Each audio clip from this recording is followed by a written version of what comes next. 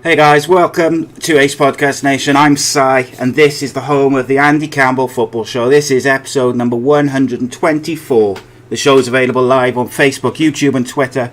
Ace Podcast Nation, of course, you're home to many other great shows and series featuring top guests, expert analysts and more. Do give us a follow on social media, subscribe to that YouTube channel, and keep up to date on everything on the social media channels. And you can get the audio versions of the usual podcast platforms for every single show. If you want to keep it football, you can follow at A.C.E Footy Show on pretty much all social medias, and streamline your experience. It's going to be an interesting show tonight, a family affair, but just as we wait for the various platforms just to fill up a little bit in the chat, a big thank you to Black Diamond Sports as ever. Black Diamond Sports is a global sports agency representing sports stars from around the world. For more information, visit their social media pages and indeed their website, the links to which are in the description below and in the closing credits at the end of the show. And today's sponsor, as ever, Bespoke Financial. Darren Ralston of Bespoke Financial giving away a free will worth £140 with any new policy which is taken out. So please check him out and give him a call. Don't miss out on what is an incredible offer. He's looked after Andy with various policies over the years, including the critical illness and the injury cover. They are truly top of their field, and they provide award-winning service. We are proud to partner with such a top-class brand, and we thank them for sponsoring the show. We'll have a little video from them later on as well, but let's get into it. Introducing, first of all, the co-host with the most, the goal collector, the fox in the box, still the king of the Millennium Stadium, the QPR Dream Killer. Number 2, he is my very good friend, ex-Cardiff City and Middlesbrough striker, Mr. Andy Campbell. Welcome, my friend. How are you? Good evening. Yeah, I'm very good. Even better after Saturday night. Listen, we start the show with a. What happened on Saturday, mate? Bit of love for Aidan Flint. Shut a lot of people up down the road for you guys. So it was a nice watch. Lovely to watch. You know what I mean? A proper performance by a proper team who's together, who showed a bit of grit, a bit of determination. But yeah, really looking forward to this. This is personal, not in a bad way, by the way. But it's not very often you get an opportunity to dig deep into your brother's mind and the way that he thought during his career and stuff. So yeah, really looking forward to it.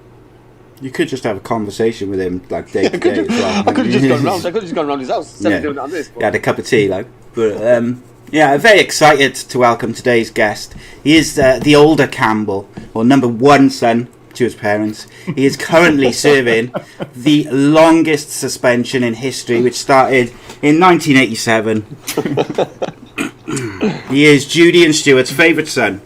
It is ex-Scarborough and York City Doncaster Rovers striker, Mr Neil Campbell. Welcome, mate. How are you? No, thank you, Si. Thank you, Andy, for having me on. Looking forward to it. Like I say, I'm sure we could have done this over the phone, but obviously we wanted to go public with it, so we'll see how it goes. It wouldn't be as fun. It wouldn't be as fun. It wouldn't be as fun for everyone else. You know what I mean? I think it was by the comments what in the chat now. It's I think it's going to be a dangerous evening. Yeah, it's going to be interesting, mate. It's going to be interesting. It's there's already lots and lots of people in the chat as well, so that's always nice to see. So it's going to be interesting to see where the night goes, because as is tradition, we kind of do go wherever the live questions take us. But before we do that, we'll keep it structured to start, and we'll start with the Magnificent Seven, Neil, which as you know is just a way for people to get to know you and your tastes and whatnot. So let's start there and see where we go.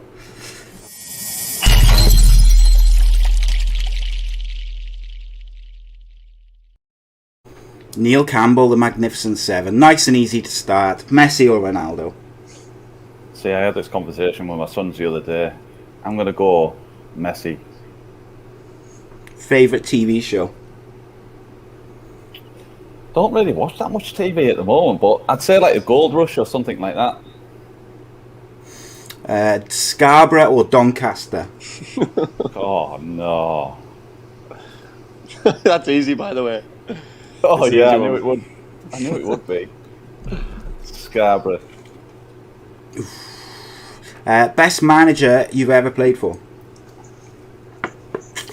Alvin Martin. What a guy. Top player as well, by the way. Top player. Yeah, top player. Very underrated player. Angriest teammate you've ever played with? Not yourself. Andy Campbell. Yeah, well. Favourite host of the Andy Campbell Show? Ty. Good answer. See, this is vicious. This is only the beginning. And of course, the last question. Who is the greatest Englishman who's ever lived? Doesn't have to be football related. Englishman? To be honest, I just go with like footballers and things like that, do you know what I mean? And to be honest, like, for me, I adore Alan Shearer. He's the one for me at the moment. Good effort. I don't think we've had Alan yet. A lot of people haven't picked footballers, so I have this. So it's sometimes it's refreshing to have someone who, you know what I mean. I know obviously the family's revolved around football. That's all we've done all our life really. So it's probably a go-to release to pick a footballer. Yeah, well, it's and Neil didn't work very hard at school, so you know what I mean. It's easy just to pick easy fingers. There's plenty of people I could have picked, but I just think, I don't know, just his mentality, the way he was and everything. I just always looked up to that and tried to do what he did, really. Apart from maybe a few bookings here and there. We've got Matty Emery in the group chat now has just said that he can't believe he didn't pick him for best manager. So that's all I'm saying. He's not going to be very happy, by the way. I didn't think he was still alive with the COVID jab and that, so... So, what we'll do then is, before we really delve into it, it's going to be interesting. People saying they've already surprised you haven't had a red card already, Neil, which is interesting. Don't know what that says about you. But we'll go with Tell Me Why, first of all. So I'm going to ask you both 2 questions, and you get 60 seconds to answer, talk about the question. Who wants to go first? I'll let Neil pick to see if he wants to go first or second. Go on. I don't mind going first. Well, go on then. It's easier to go first. Do you reckon? I do, yeah. Because once you go second, it's difficult not to just repeat what the person before you has said. Do you know what? Depending on the question. Yeah, it depends. It depends which kind of swing you look at it, and when you ask the question, I'm already thinking of the way I'm going to answer it, and then I just get another idea off the guess normally. But then when you go second, I wish I'd have copied what. Sorry, when I go first, I've already said it. I wish I'd have copied the second person. They always give a better answer. Well, that's it, isn't it? I think one of these questions might be harder for Neil than you, but I might be wrong. So we'll see now. It's the second question though. So the first question is. Who is the best out-and-out striker in Europe at the moment, and why? You cannot say Messi or Ronaldo because they're not out-and-out strikers. Good question. And Neil, your 60 seconds starts now. It's got to be Haaland at the moment, I'd say. The age he is, the maturity, the goal-scoring record he's got in the Champions League, second to none, really. Not sure if the German league is one of the top leagues at the moment, but for me, out and out striker. He's quite an old-fashioned striker at the moment, I would say. Tough, bustling, pace. He goes through defenders, holds it up well, and to be fair play to him, he can finish. I think he's a lot better than his probably his dad probably was in the game. Yeah.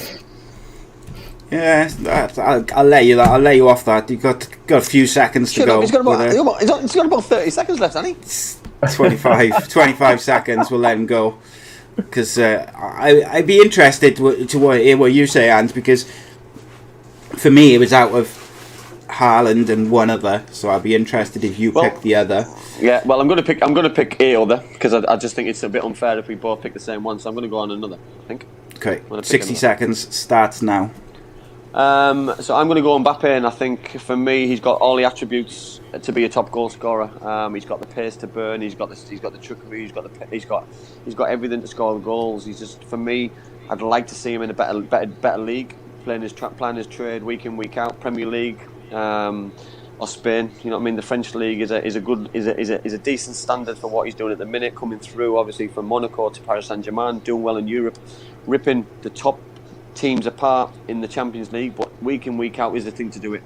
for me, he's got to look at Cristiano Ronaldo's trying to emulate that kind of legacy and trying to do it week in, week out. You know, I mean, that's when you can call yourself a great. You know, I look at the likes of Ibrahimovic, who've done it all over the world. You know what I mean? And for me, to be classed as the best, you've got to do it there. You know what I mean? He's won the World Cup. He's done it in the Euros. He's going to do it again in the Euros in the summer, I guess. He's potentially going to win the Champions League this year. You know what I mean? With the new manager and the way to do things. 60 seconds. Well done, Andy Campbell. Who were you going to pick? 60 seconds. I was going to pick Lewandowski. Oh yeah, because I just it think could have been. even at the age of 32, like he's still age put me off. Banging him in. Scored another hat trick on the weekend. Yeah, I watched it at the weekend. I seen his first 2 goals in the first half when he had 10 men, and it's just the way he doesn't do a lot in the game. He just knows where you know what I mean. Just stays box to box and just everyone just puts the ball in the area for him. His first goal when he stabbed it in, his second goal with a header. He's just a phenomenal centre forward, but he has to play in the right team side for me. I think he suits German football. Yeah, I think he does. But like, if you look at this, right, his record at Bayern Munich, and we were talking about Messi and Ronaldo. They've changed what it means to be exceptional from a goal-scoring record point of view. Yeah. Like, you two are strikers. You tell me if you'd be happy with this record. 215 appearances, 197 goals. Who's you happy with that? That's Lewandowski at Bayern Munich. That's scary. That's scary. But then the thing is, also that's so much worse than Ronaldo and Messi's records. Yeah, I know. Because they've scored more goals than games. But that's continued, and I think the German defence and the German league doesn't get enough credit sometimes for me in defensively. You know what I mean? The German defence is very stubborn. You know what I mean? I don't think I agree with Neil. I don't think the league's very good. You know what I mean? And I'm on about the teams, the enough structure, but defensively, teams defend properly, like the German teams have always done, and I think that shows good credit for attacking wise. You know what I mean? You listen to Pep when Pep talks about Man City and his time at Bayern Munich. You know what I mean? He didn't win everything at Bayern Munich because other teams set up defensive against him, and he couldn't break them down because he didn't have the players to break them down. Yeah, and the other Lewandowski scored back-to-back golden boots, or won back-to-back golden boots in the Champions League. I think it was 2017-18 or something like that. He's done it in the big competitions. He's done it in World Cups, and he's 32 and he's still scoring. I just think there's not many better. But I'd say Mbappe in 2 years will probably be he'll be the best striker. He's not. I don't think he's quite there yet. Like, he's not quite consistent enough. Like, when he comes up against the big boys in Europe, he'll have like the way he plays. I like the way he plays. I think. You know, I just like, it's easy to score 30 goals in the French, easy, but for someone of his talent, it's easy to score 25, 30 goals in the French league. But then when it becomes a bit more difficult against the biggest teams in Europe in the Champions League is when he's not as consistent, maybe. But that's an age thing, isn't it? But then you can look at Ibrahimovic as well. Ibra scored again at the weekend for, what is he, 38? So 39. You know what I mean? 39. It's ridiculous to still be doing it for AC Milan, and AC Milan aren't a phenomenon like they used to be. No. So you know what I mean? To play in a team which is probably weaker than the Inter Milans, the Juventus, probably the Atalanta, Napoli. You know what I mean? The onus is on him a lot. Because I watched him against Man United, and they really struggle without him. When they come on, there was a lot of pressure on him to score, and he probably should have scored, or lucky not to score. But the pressure's on to play well. Yeah, I mean, Zlatan's 39, same age as me, and it's not the only similarity. In fairness, I get told that a lot. Not so much since my ponytail was cut off, though, I'm afraid. So, right, he doesn't grow a beard like you either. Indeed. Second question. Neil, are you going first again on this one, or are you going to go second this time? I'm easy. Entirely up to you. Are we changing it to 30 seconds, or are we going to do the full 60 this time? Well, I think you should do the full. It's going to be harder for Neil this one, but you never know. Well, if I go first then, because then I might give you some ideas. Yeah, go on then. Yeah, it's about time. He copied you, though, innit? Like, you've copied him all your life, you know. Exactly. It's a bit harsh, isn't it? Right. The South Wales derby was very interesting on the weekend. Very interesting indeed. Old Firm derby was interesting on the weekend-ish. Yeah. So I was going to ask about the South Wales derby, but I decided because Neil's got no affinity really to it, I thought I'll change it up slightly. So why are derbies so special? And also, where without fans, is it really just another game? Because you haven't got that same intensity, passion and rivalry there. And ultimately, it's just 3 points. 60 seconds. Hang on, my timer's not ready. Time starts now. Go. I'll be honest with you. The Wales derby, the Welsh derby, the Cardiff Swansea derby had more passion than the Old Firm derby. I think the Old Firm derby took a little bit of a back seat because of what happened to Rangers on the Thursday night and the racism issue, and Rangers already winning the league. It just looked like a little bit of a game that nobody really wanted to lose. Nobody really did enough to win the game, and the tackles which normally happen by Scott Brown, the desire, you know what I mean? I didn't really see that in that game. Whereas the South Wales derby, I had that and more, you know what I mean? Teams and players trying to hurt each other, trying to beat each other, trying to win the game, trying to run each over and steamroll each other.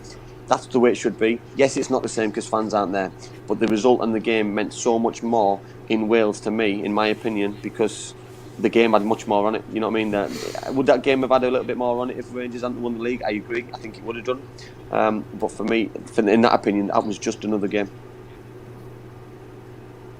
Okay, so you got like time's up now. So one thing I'd say quickly on that is I think with Celtic and Rangers, there's a genuine like a dislike between the playing squads and the staff. There's a bit of needle there, regardless of whether the fans are there or not. I don't believe that that's there for many other derbies in the UK, really, unless they're competing for the same trophy or promotion or relegation or whatever it may be. Like, yes, they want to win for the fans, etc., but I don't believe that there's the same needle that you get in the Old Firm derby, because they just genuinely don't like each other. Well, And it's then when you add in the noise, religion and it's that noise. It's the noise at Celtic Park. You know what I mean? When the players are coming out and Celtic do the huddle. You know what I mean? And it's just they need the fans at that game. The fans make and break that game. You know what I mean? Because of the 60,000 fans there. You know what I mean? It would have been intimidating for Cardiff, I think, to go into Swansea at the weekend. I think there would have been a lot more pressure on them with fans being there. But obviously glad there wasn't, because Cardiff played with freedom. They played with no fear. And just for me, they enjoyed the game. They started great and grew into the game, got better, and then died off a little bit in the second half. But got the job done. Didn't lose. Couldn't afford to lose, and got what they needed. Indeed. You spoke for about 2 minutes there, Andy. Like, there's no need to speak now. Stealing the thunder. I've given you some ideas now, though. I've given you some ideas. There's literally no points left for you to make. Do you think? But, There is. The points that I was like, Hang on. Whoa. Start your clock. So your 15 seconds starts now. No, it's 60 seconds. Go. No, I was quite disappointed with the Guard of Honour. I thought that might have took place. I thought it was quite disappointing, to be honest. I know I was meant to speak to Andy about it before, but like you said, with the fans not being, I don't know if the passion was there. I know we played in local derbies before at clubs and things, and there's nothing better than the fans staying up, and they're probably the 12th man and things. I've witnessed the Rangers Celtic derby, incredible. But like you say, when you're watching on TV, it's totally different. And like Andy was saying there about the tackles and the importance, I think Rangers had a mindset of maybe just going for the draw. If the fans were there, maybe Celtic would have gone for the win. But for me, it's just not the same whatsoever. It's killing the game with no fans in whatsoever. Indeed, I'll give you that. 10 seconds to go. That's a much better effort. That's acceptable. Also, one of the points that I was going to make.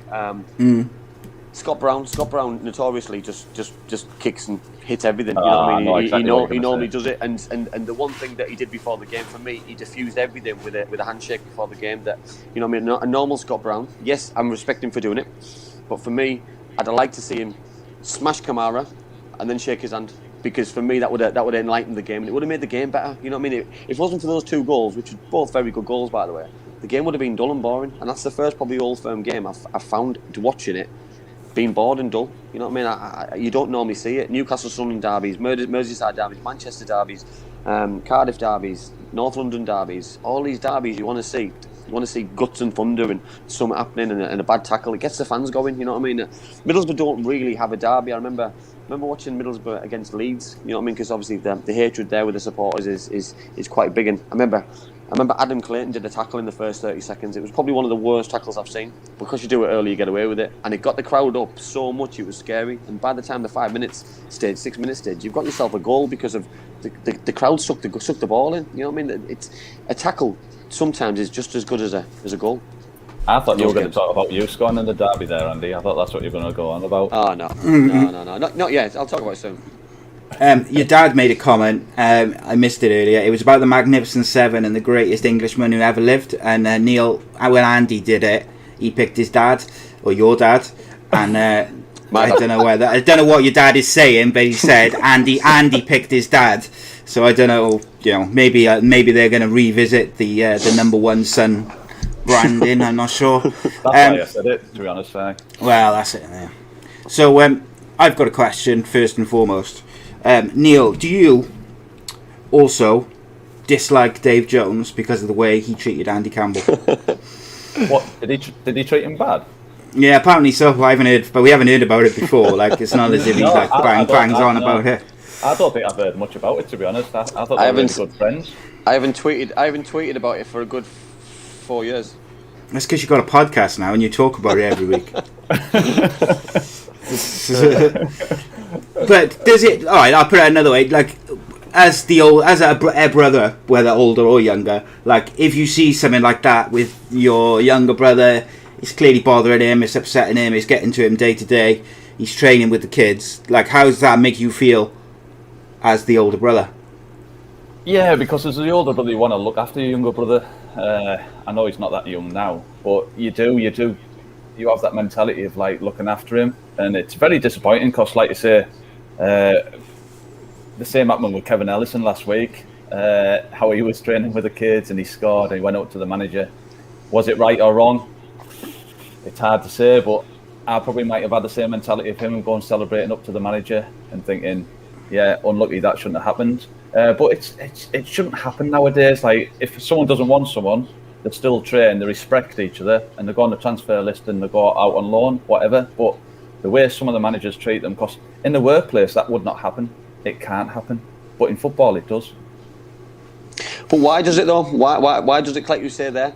It's not accepted in any other workplace, but within football it's accepted and you're allowed to do it. You know what I mean? If you worked in a school, would you be allowed, or a bank, would you be expected to go and sit on your own? It's discrimination. You know what I mean? So because it happens in football, it's accepted and it's allowed. It baffles me. Yeah, and it shouldn't be. Maybe it's because of the legalisation and things like that, and the HR that are involved in work and things like that. In football, is HR ever mentioned in football, or any policies or anything like that? The only quickest way you could go to was the FA or the PFA, wasn't it, to get guidance? But even they couldn't do anything, and it's probably still going on now. I bet there's many footballers that could come on here and say, I've been singled out, I've been treated like this, I'm training on my own. And especially with the well-being and like everything like that, it is discrimination, and it can't happen, but I think it'll always happen. Well, last week I spoke to Si on Sunday once the incident happened on the Saturday with Kevin, and I spoke to Kev because I thought he was going to get a little bit of abuse, and I thought, you know what I mean, I thought if I give him a little bit of support and tell him that I'd been there, and then obviously the floods of support came in and everyone backed him and said I've been in that situation and blah blah blah and this and that and whatever, and I thought, you know what, there's more people who don't speak about it, you know what I mean, and we're on about a time of mental health, we're on about a time of being outspoken and talking about your feelings and being positive, and but then you've got an experienced manager side who's played the game of football. You know what I mean? I'm about Dave Jones, who's been there, wore the t-shirt as a player, as a manager, as a coach, as a professional person.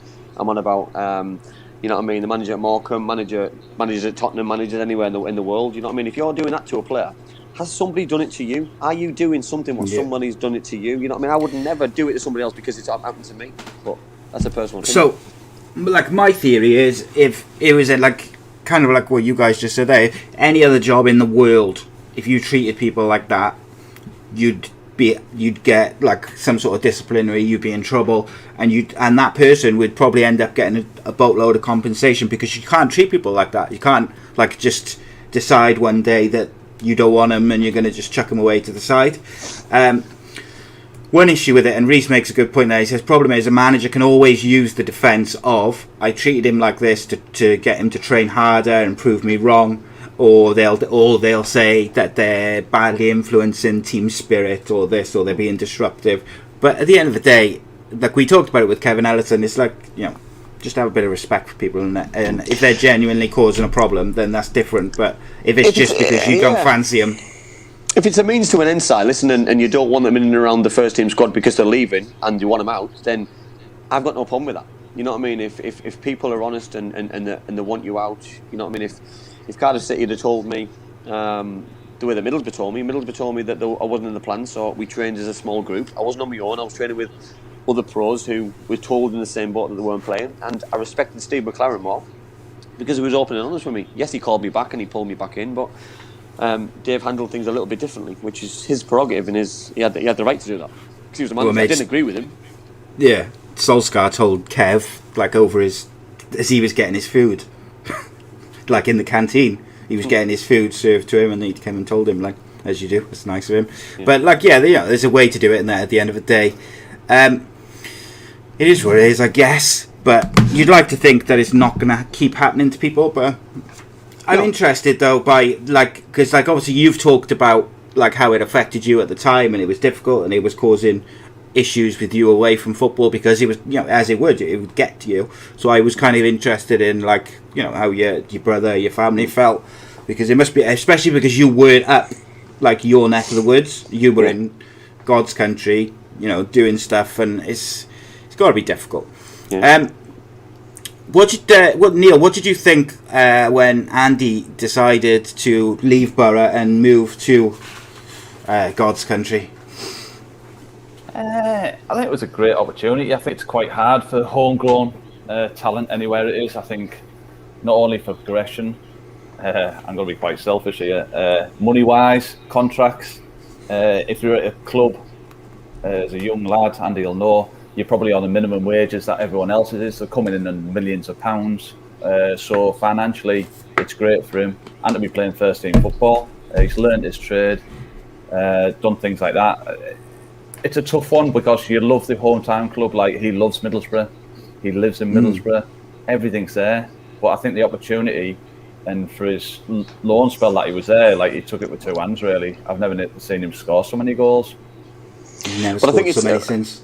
No, I haven't. I think it's easy though, Si, because when you've got a brother, and you know what I mean. This is the point I'm gonna put across tonight. Obviously, we spoke before we came on that the selfish point and part of me growing up and playing football was I knew exactly where my path was going to go, in a way that that my brother was a professional footballer before I was. He was at YTS before I was. So I knew every progression. I knew every step what was in front of me. I knew the obstacles. I knew the good. I knew the bad. I knew the ugly. And for me, it made it easier. So I knew what happened when you got transferred to a club. I knew what happened when you got released by a club. I knew what happened when you got dropped. I knew what happened when you made your debut. I knew exactly what was going to happen because Neil had already done it before me. So it was brilliant. You know what I mean? It made it so easy for me. Joking aside, like, was it? You said it was easier. Would you go to your brother at the time and ask him questions about whether things like transfers or the next step, or what if you were maybe in line for your first full-time contract, things like that? Would you bend his ear about stuff like that when you were younger? Course. Yeah, of course. Listen, I obviously I think there's 2 school years difference to us. So obviously Neil signed for York City on YTS.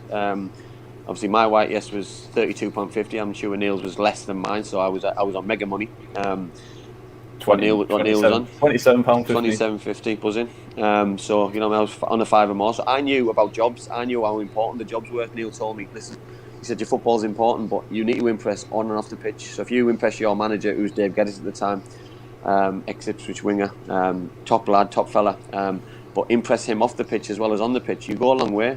So I had that mentality, you know what I mean, to clean boots like I was the best boot cleaner in the world. I was cleaning floors like I was the best floor cleaner in the world. But then when I went on the pitch, I had the same mentality. I won off the pitch, I won on the pitch, and that was learning by Neil doing jobs. Neil lived in not a hotel, like a digs with loads of other players, run by the mum and dad of the manager at the time, Alan Little at York City. So it was, you know what I mean, that was different to what I was doing. I was living at home, so that was one difference that I could never relate to.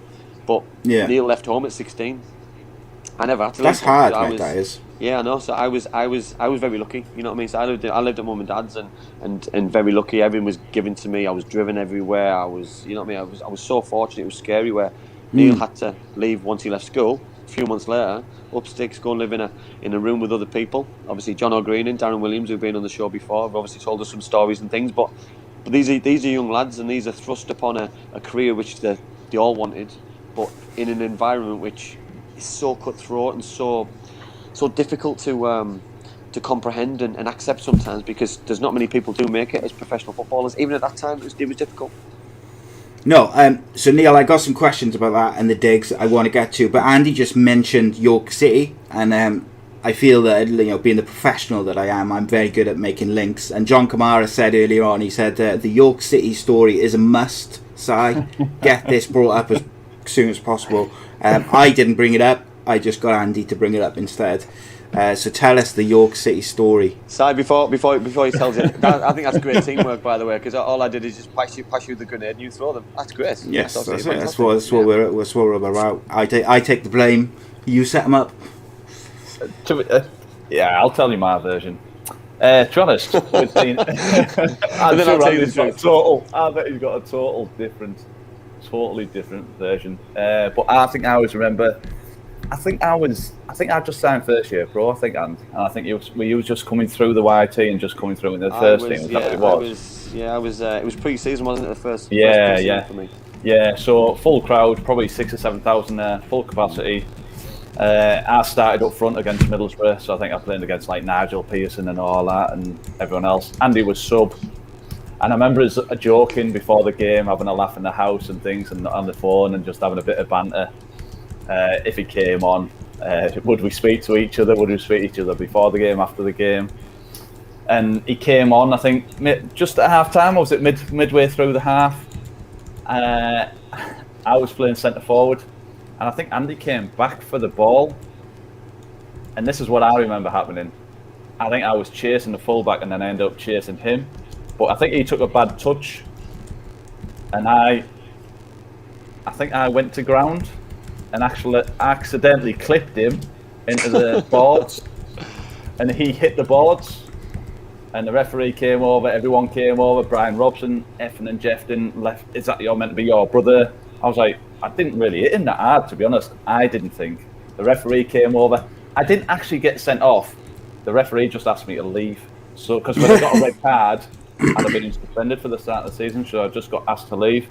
And as I passed Brian Robson, Viv Anderson, they give me a right mouthful. My manager, Alan Little, just patted me on my back and went, I'd have done the same, son. Excellent.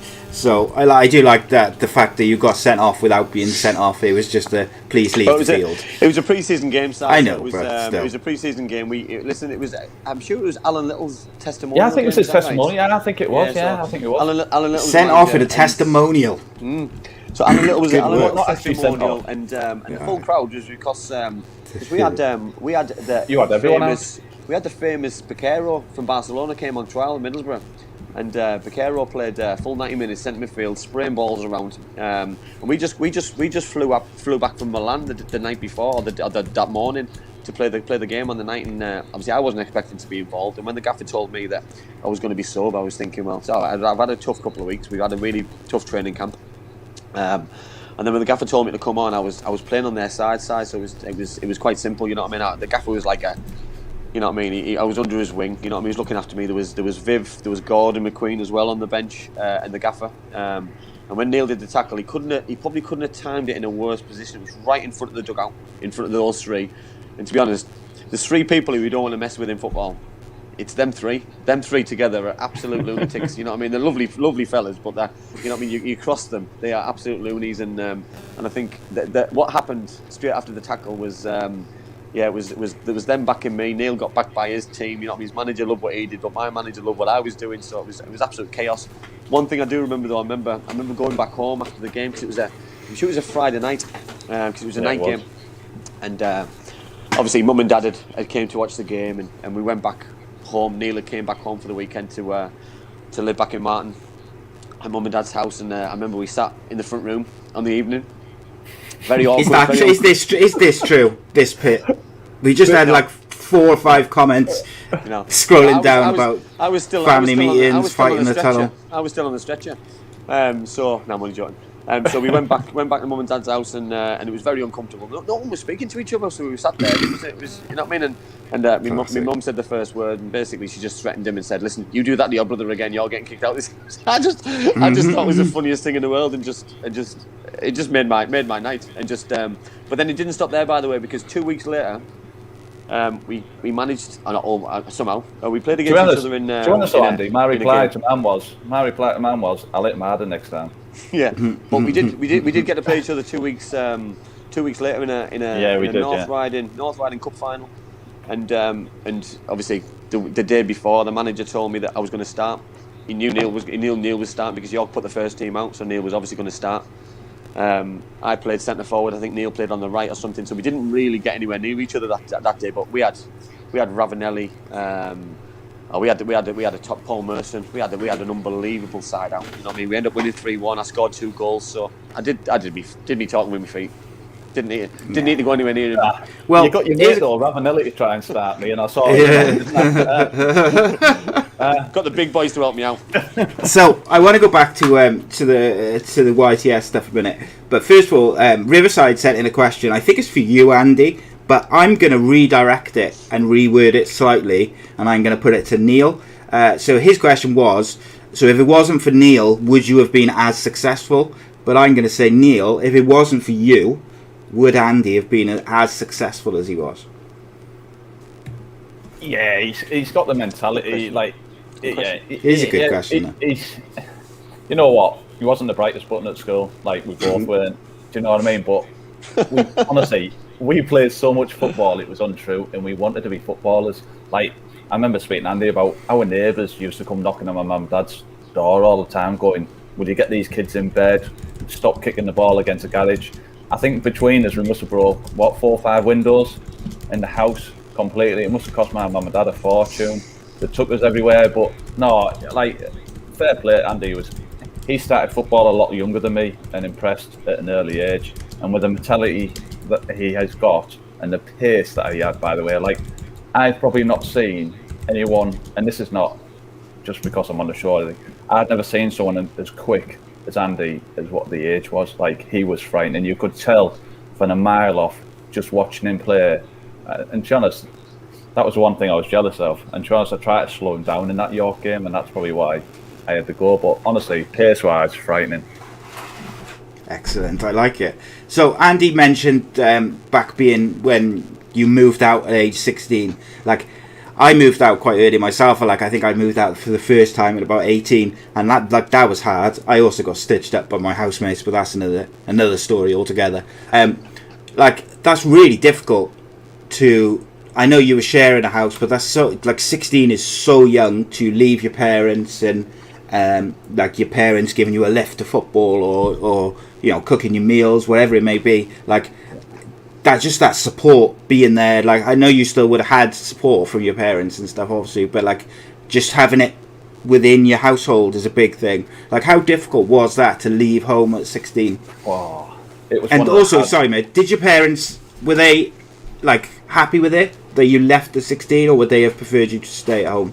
To be honest, I remember the story like happening because I didn't really get picked up when I was younger. It was like I wasn't picked up till like I was 16. I know Andy got picked up probably 10-year-old or something, so I was quite late. Got spotted by the scout and started training with York. But literally, I finished my exams something like the 25th, 26th of June, and I went straight to York on a 2-year YTS. Mum and Dad really pleased for me. I'm guessing my mum probably cried. My dad was probably jumping up and down maybe. I think in the he's only got one more child to look after. But literally, it was one of the hardest things I've ever done. Moving away from home, taking clothes, cooking for yourself, like working full time, getting paid like that wages. When I think about it, was scary. And to be honest, after a couple of weeks, I came home and I remember speaking to my dad in the front room, and I was just quiet watching TV. And he was like, "You all right?" And I was like, "Yeah, yeah." And he said, "No, what's wrong?" And I said, "I don't want to be a footballer. I don't like this. Don't like living away from home." And he said, "You've only been there 2 weeks." And I remember giving him a kick up the backside, saying, "Look, give it another 2 weeks. If you don't like it, come out of football." And I never looked back, to be honest. And if he hadn't have said that, I wouldn't have been where I am at this moment. Best thing he ever did. But yeah, moving away at 16, like, it was horrendous, really. And I don't think you realise how big of a thing it is. I think also from my point of view, it was like, you know what I mean, 1 minute you've got your brother there, you've got somebody who you look up to, you've got somebody who you know what I mean, who's been looking after you for so long, and then all of a sudden he's gone, and he comes back 1 day a week and then goes back tomorrow and then goes back the next day. And you know what I mean, you spoke about mum there, and she was devastated that he'd gone. You know what I mean? It's different for dad, because dad was more of a the only way to progress was to go and live away. So, you know what I mean? You know yourself, sometimes you've got to go away. You know what I mean? And that's what, you know what I mean? And that's what I learned. That's one thing that I learned, that I had loads of friends at Middlesbrough who didn't ever want to move, and that's, for me, that hindered their football career. And when you look back at your career, I've got no regrets because I moved away. You know what I mean? And that's what you've got to do. You know what I mean? Well, I know we'll speak about some of Neil's other moves. He moved further down the country than I ever did, but it was so easy for me to do it because I'd watched Neil do it. You know what I mean? So I knew exactly what was entailed, what was available to people. And you know what I mean? Yes, parents are disappointed, but proud as well. Proud that you can stand on your own 2 feet. Proud that you're going to do something that you love. Proud that you're making a name for yourself, that you're making something of your life and doing something that it's a once in a lifetime opportunity. And I think if you didn't make that transition, Neil, and you didn't do that huge jump yourself, I think you'd have regretted it all your life. You know what I mean? Because you could never look at your boys in the face and go, you know what I mean, you need to stand on your own 2 feet, you need to do this, and they just turn around and go, well, it's hard. It's like, you know what I mean? Yeah. So you can't do that. You never do that. It is hard, and like say, 16-year-old, like cooking for yourself, like doing your own washing, your own ironing, managing your own money, like it sounds good at 16, but it's so difficult. I lived off pot noodles for 2 years. Like, honestly, I did. Like, that was just the way it was, and no one taught you anything. You were just left there and just went, "You're going to York City on the 1st of July.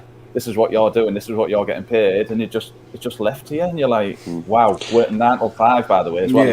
It's not a short time. Like, it's long hours." Yeah, and I think this is what people think. So people think, "Oh, footballer, you know what I mean, young footballers, you know what I mean, they only need a couple of hours a day." You know what I mean? You go, and I don't know if people know what York City's old ground was like, Booth and Crescent. It was one of the old. It was situated in the street houses. It was very old. It was decrepit. It needed cleaning every day just to look half decent. You know what I mean? So that. Same as Essen Park and Ninian Park, you'd go in 8 o'clock in the morning, you'd tidy up before training, you'd train, you'd tidy up after training, you'd do your boots and stuff, and then potentially there's a reserve game or there's a first team game on a night, so you're working from 8 o'clock in the morning until 11 o'clock at night, and then going to bed and getting back up to do it again, and it's never ending, you know what I mean? And then you think, I'll look forward to Friday's payday, and then you get your £27.50 and think, oh, is it worth it? It is worth it because you're doing something you love, but and doing something with your friends and your colleagues and your peers, but it's and that's hard work. Thing, like, yeah, you'd be dragged into the reserve team, so you'd clean up on the morning, you'd train, go home, have some pre-match, you'd play the game, and then you'd be cleaning up after the game, and it'd be just like, I don't think people realise like how difficult and how hard it can be, and then you'd be training the next day with the YTs again, or dragged into the outside of the first team, so there was no break whatsoever. The only day off you got was a Sunday. Neil, Andy mentioned obviously that you giving him advice and you helped him along the way, particularly when he was younger. Have you ever given him bad advice, whether it was intentional or unintentional? Have I given him bad advice? Yeah. Probably in the pub a few times. Have a last pint. Yeah. One for the road. Have another. Yeah, have another. We'll have one for the road. I don't know if it's bad advice, but I know I've always like he says, he's looked up to me. I've looked up to him with his career and thought, yeah, I can progress and further my career and things like that. But it's a bad advice. It's quite difficult in football because you don't know what is right, what is wrong, what can lead, what map is on the road. It's quite a difficult one, Andy, to be fair, isn't it?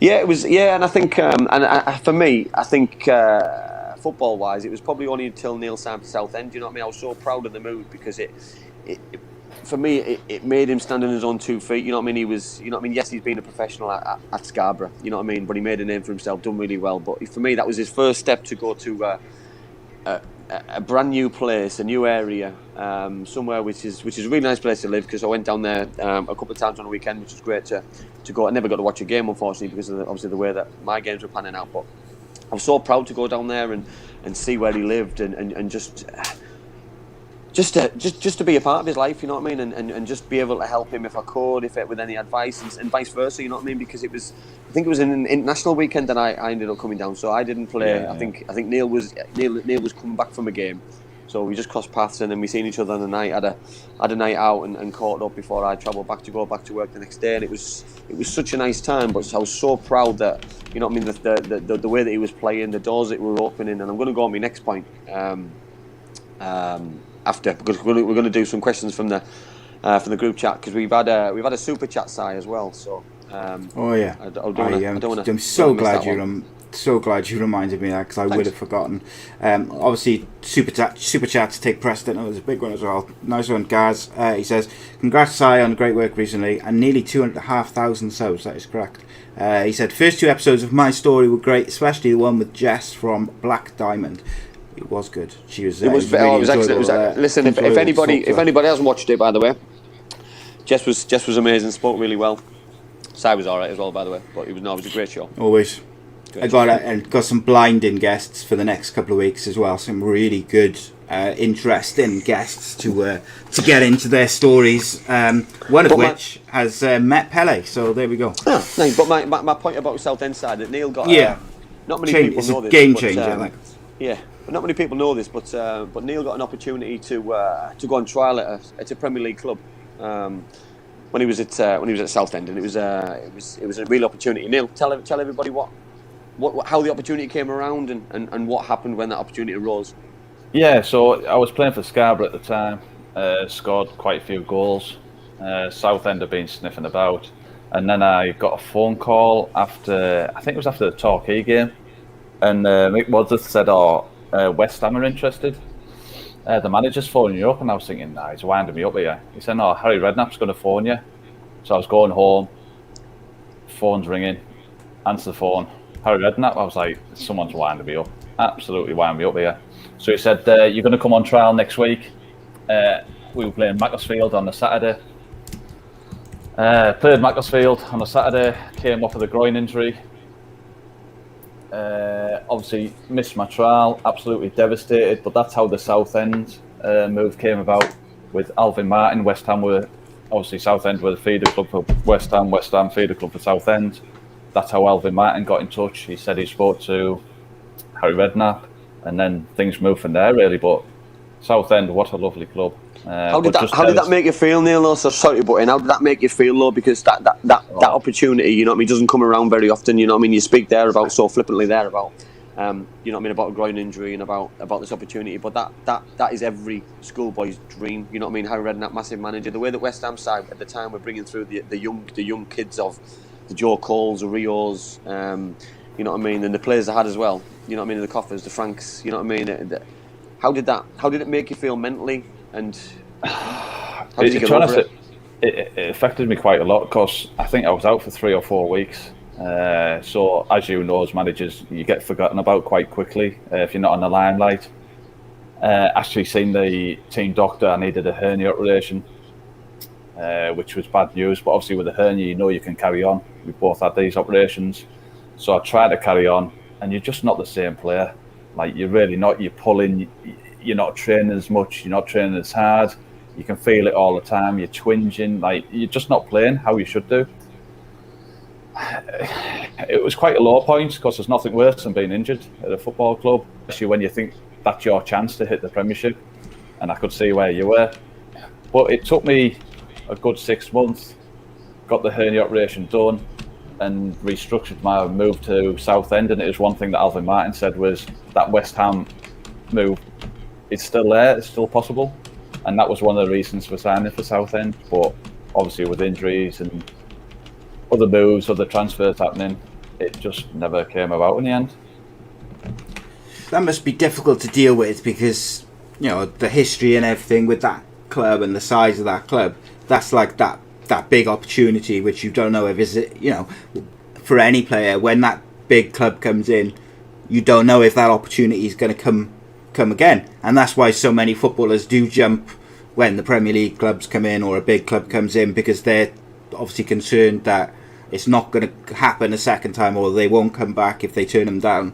Like, was that something afterwards that you would try and like work back towards? Like, I don't know how to word it really. Like, obviously it must have been a big blow, as you say, but was it something which you were trying to sort of rekindle afterwards?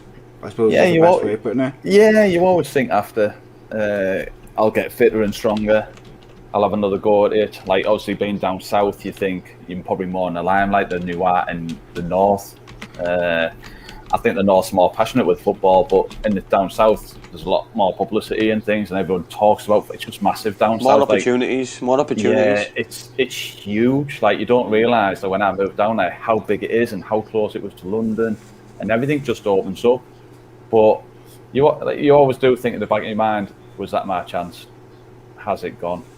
And unfortunately, it's one thing, like, it just wasn't meant to be. Like, I always think if I missed that game, like could I pretend to be injured? Like, you think of things like this and it just grows around in your mind. Like, should I even played?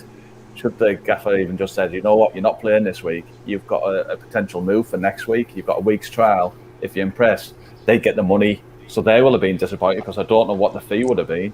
I'm guessing it would have been a small fee, but a lot of add-ons, I'm guessing. And the position Scarborough in, financially, that would have been mega money for them. Because, like I say, I only signed from York to Scarborough for 15,000, and there was no clause on that either, so York would have got nothing. But yeah, you get things in life. So there's a lot of ups and downs, probably more downs than ups in football, and it's quite hard to take, I would say. One thing that obviously you spoke about the Scarborough time. Something happened right at the end of the Scarborough time in a certain game, which obviously, when you watch a goalkeeper scoring a goal for a certain team, it's quite interesting, isn't it? You know what I mean? But when I don't know if anybody knows the story that I'm talking about. Is Jimmy Glass scored a goal for Carlisle United to keep Carlisle United in the Football League in 1999. I think it was. Obviously, Neil was playing for Scarborough at the time. Neil, tell everybody what it was like to be involved in that kind of environment, that kind of game, because, you know what I mean, obviously it affected you and affected your job and affected loads of other people's jobs as well, by the way. Yeah, it's unbelievable thing, to be fair. Like, I've never known it'll never happen again, I can imagine. Devastation for both the club, the players, all the hard work they've done, to lose to an injury time goal, not only to an outfield player but to a goalkeeper. Like, when you where were you when you heard what happened? I just left, so I just joined Southend. So I tell you who was there, Nathan Jones was on loan. Mm-hmm. Yeah, so he was at Southend with me, and I'd gone there and they took a couple of loan players, but everyone was saying, oh, Neil Campbell's jumped ship. But I hadn't. Scarborough were going to fold financially if I hadn't moved anywhere. So I kind of helped them a bit. Well, I thought I did. You would have done if they hadn't gone down. Yes, if they hadn't gone down. A lot of them blame me for me not staying there and trying to keep them up. But honestly, when I think we played, I think we were at Plymouth or something, and I remember some of the lads saying on the bus, Scarborough have gone down. I went, they kind of like, when I was looking at the scores and people were saying, and fans were saying, oh, they were safe and everything, and then to lose, I don't even remember what minute was it, 95th, 96th minute. Like, Scarborough fans were actually celebrating on the pitch that they were staying up, and the atmosphere just changed. You mentioned there about people blaming you for leaving, because you've obviously, because I know, because we went to play a charity game for Scarborough last year, a couple of years ago, because COVID's been around a year, hasn't it? So a couple of years ago, and you're still held in high esteem by the fans, the club, the staff who was still there. So who was it then who said that you jumped ship? Was it fellow players? Was it? No, to be honest, the players were really, really good and positive, to be honest. The story was they were struggling financially. It was Christmas time. Colchester came in for me New Year's Day. My dad drove me up. I had a medical, tried to agree terms. Mick Wadsworth told me over the phone, you need to agree terms so the lads can get paid over Christmas. I was That's like, a lot of pressure, that is. I was like, wow. Colchester were in the old second division, Scarborough in the third division here. So for me, I was going up a division, I was going down south. Everything was fine. They only wanted to sign me on a 1.5-year contract, and I wasn't willing to move on a 1.5-year contract. My dad on the way home, I remember stopping in a Little Chef, and he was like, "What's wrong?" And I just went, "It doesn't feel right, Dad. Like I can't do it." I remember Steve Wignall phoning me up and saying, "Look, what did you think about the club?" I said, "The club's fine, the contract, I can't do it." And I said, "We can't offer. That's all we've got. Like no players are on long contracts here at Colchester. We're going forward, but I promise you, your contract will more than likely get extended. You know, in football, there's no promises. You do not know what's going to happen." So I remember Mick Wadsworth phoning me up and saying, "I can't believe you've turned the contract down. Like, it's more money, better location. They've given you everything you wanted, and the lads aren't going to get paid."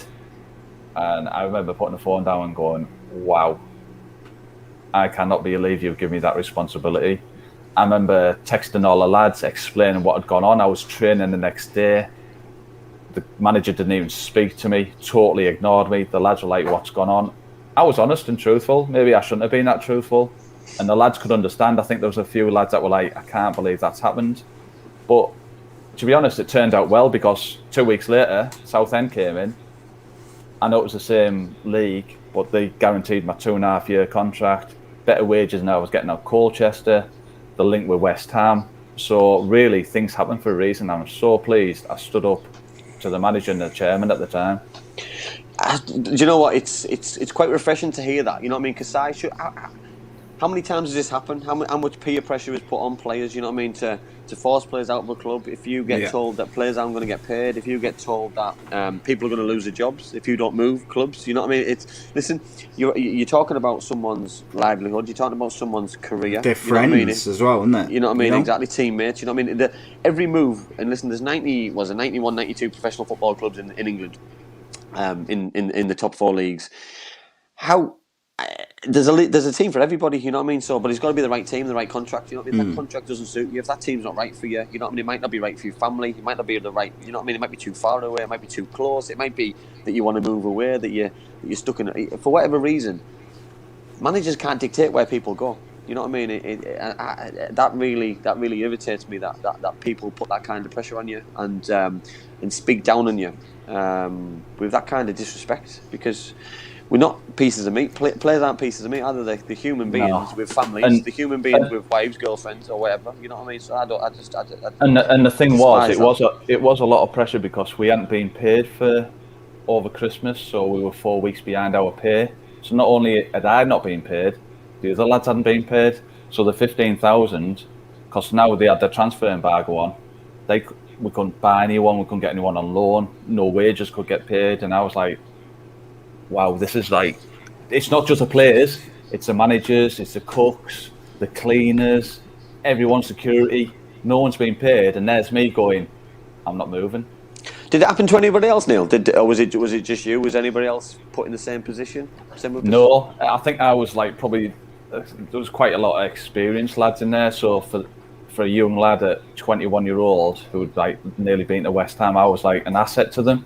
So that I'd already been touted about to a few clubs. But like you say, and I remember speaking to Mel Steen, the agent, and he just said, stand your ground, don't even talk to them. And you know what Mel was like? He was like, don't you dare move. Super agent. Yeah. Super agent, Mel. Why not? Let's do some questions from the chat, because there's a few people sent them in. Gavin asked, who's the better footballer, Andy or Neil Campbell? Who would like to answer that question first? Are we going to answer it? Are we going to answer it? Yeah, I'm not answering it. We spoke about this earlier. Listen, you define best out of Messi and Ronaldo. You know what I mean? They both got different attributes. You know what I mean? My perfect striking partner would be Neil. You know what I mean?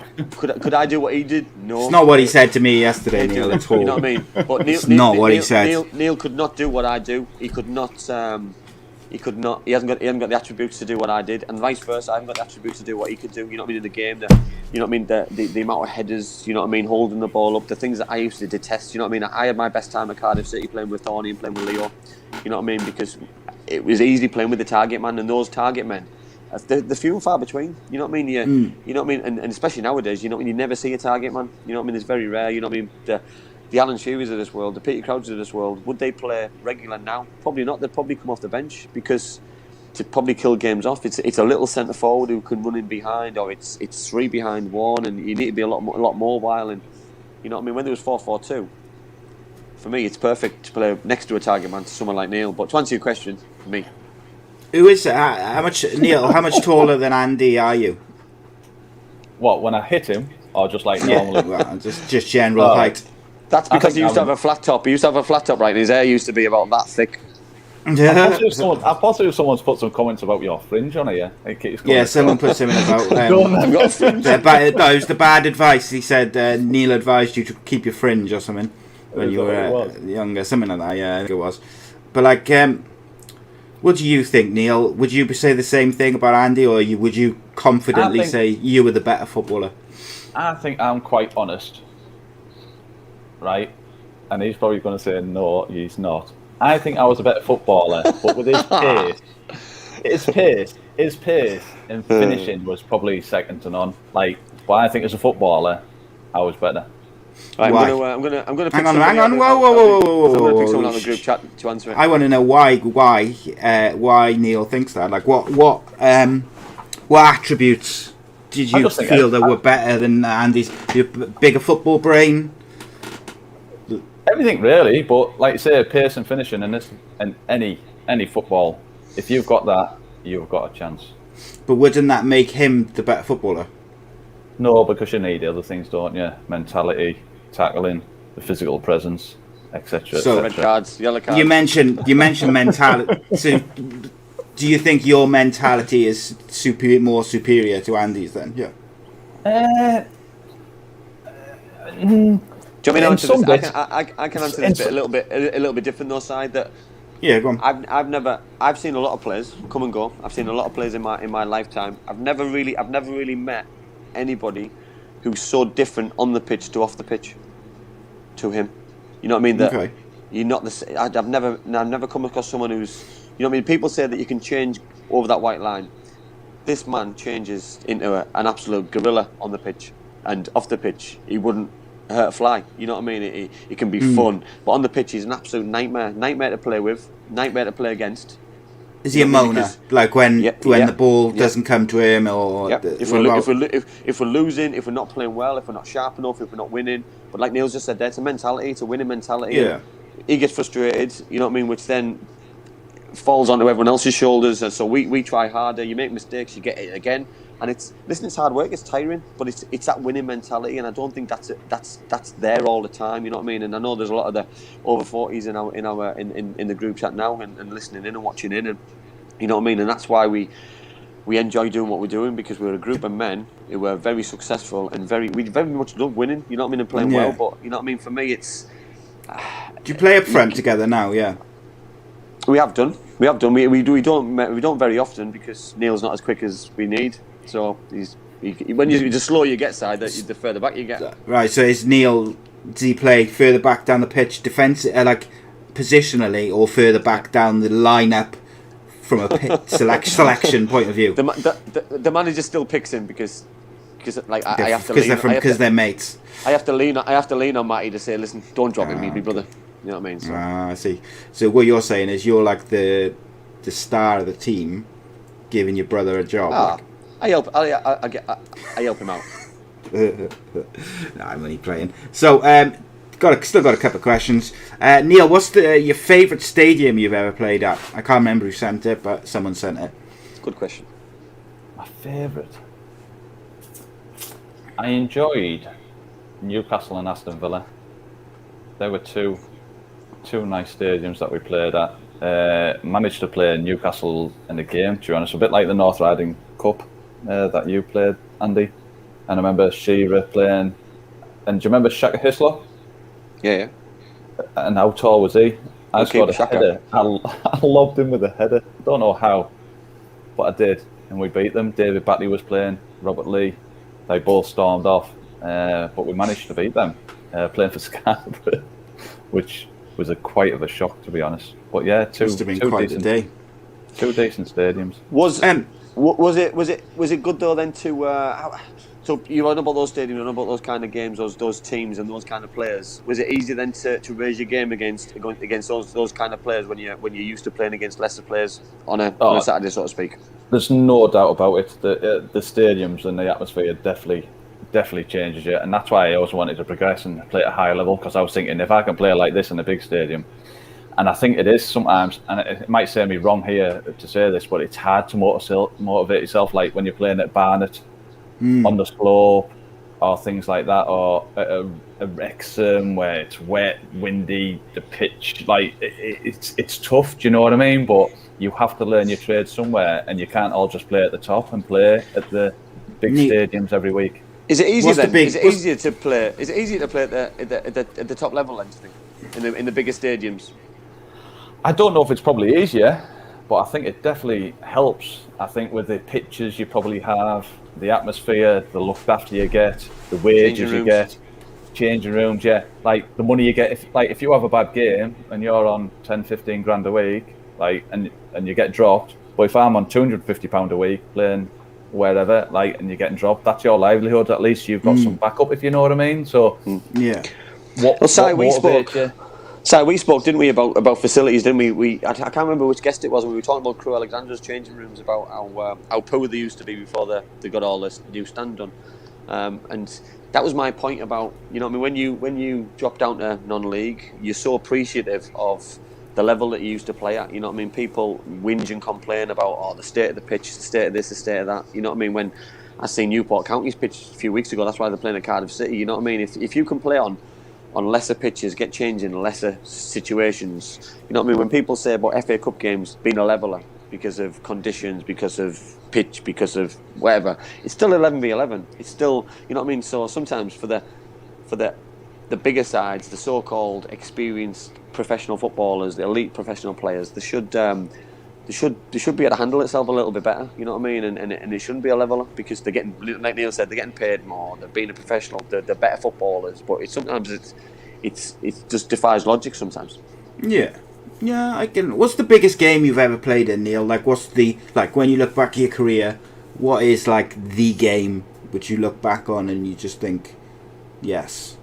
I don't know if I played in that many big games, but I know there was one disappointing one when first year at Scarborough. We should have got promoted. We ended up drawing our last game of the season, which put us in the playoffs. We ended up playing Torquay, who we drew against and beat at home 4-1. We played them in the playoffs. I think we lost the first leg 2-1. We missed a penalty. I didn't miss it. And then I remember talking to Andy about this. We went to Torquay on the day. Drove 6-7 hours on the day.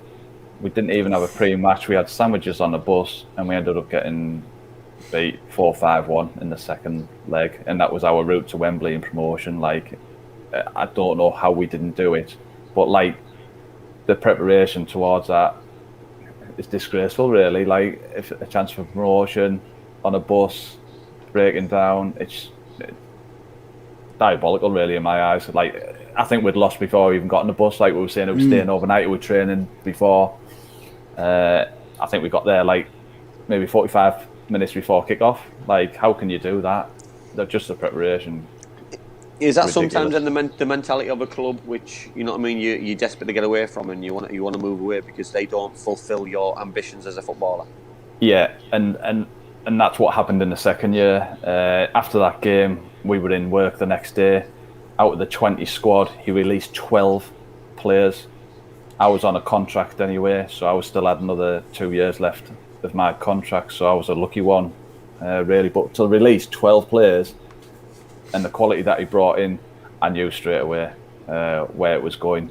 I don't know if it was financial reasons, the players he was bringing in, but like to get rid of your Ian Snowdens, Gary Bennett's, John Kay's, your Stephen Brody's, like, you know, and they are top quality players. And to lose them, like Paul Heckenbottom, who was now a manager at Sheffield. Like, we had some really good players released. Just, that's their job gone. Like, if we'd have got promoted, would they have kept them on? Is the next question. Do you know what I mean? Like, tell people what that's like. Cause the first I ever really got my head round that happened was the day after. 2 days after the playoff final. We just had the best footballing day in my life, the best footballing day in probably Cardiff City's history at the time. And then 2 days later, because we got promoted, or didn't get promoted in your case, that the managers then decided that they're not going to give contracts to 7, 8, 9, 10, 12 players. And you're sat there in a room, you don't know what to do, you don't know where to look at people, you don't know if to shake hands or to give someone a hug or to cry or to get upset or to, you know what I mean? Because it's more relief that you're still there. You've still got a job, you've still got a contract, but someone else has lost their job, someone else potentially has lost their career. And I found that really difficult to get my head around. Yeah, it was like I say, I think we lost 4-5-1 that second leg. We got in at 3 o'clock in the morning. He requested us all in the next day at 12 o'clock, all the squad. We then sat in the we all sat in the stands, all 20 of us. The ones that had contracts left were requested to sit at one side, the rest at the other side. He then called everyone in one by one, and some of the lads couldn't even come back to faces that had been released. They just went straight out and home, and it was like brutal to be told on the end of May, which is a playoff, isn't it? Old school. Your contract runs out 1st of July, so you've got another month's pay. Where you're next getting paid? I know the PFA would give an extra month's pay, wouldn't it, as a grace at the time, to help you out financially. But to be just told there and then, you could be on, I don't know, maybe £500, £600, £700 a week, like supporting a family. Where do you go from that? How do you survive? How do you pay your bills? Like, you're in the 3rd division. The only way down is non-league. And you know, once you go in that non-league, it's quite hard to then move up and to get the wages that you can get. And what job can you do? I don't know what qualifications people have got and things like that. It's very hard, very difficult. Difficult situation to be in, isn't it?